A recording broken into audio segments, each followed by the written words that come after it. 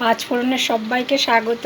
আমি আজ দেখুন খাসির চর্বি দিয়ে লাল লাল ঝাল ঝাল চিকেন করছি। এগুলো সব খাসির চর্বি, এগুলো সব খাসির চর্বি। আর এই যে আলু, এই আলুটা না চন্দ্রমুখী আলু, খুব ভালো রান্না, একদম দিলে গলে যাচ্ছে। আর চই ঝাল দিয়েছি এর মধ্যে, এই যে চই ঝাল, এই যেটা হচ্ছে চই ঝাল। চই ঝাল দিলে এর একটা ফ্লেভার মাংসের মধ্যে চলে আসে, খুব ভালো লাগে খেতে।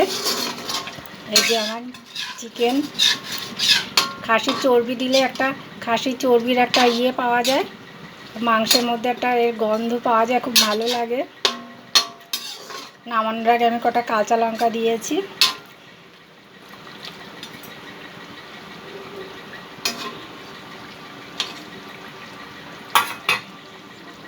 কেমন হয়েছে আমার চিকেন?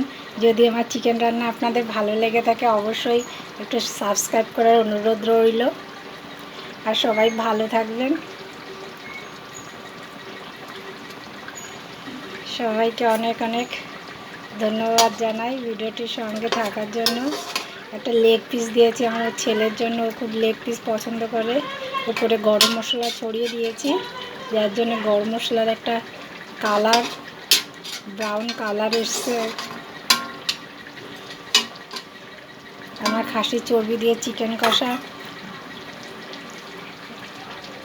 যদি আপনাদের ভালো লেগে থাকে অবশ্যই একটু ট্রাই করে দেখবেন আপনারাও বাড়িতে, মনে হয় ভালো লাগবে আপনাদেরও। সবাইকে ধন্যবাদ জানাই ভিডিওটির সঙ্গে থাকার জন্য। নমস্কার। ভিডিওটি এখানে শেষ করলাম।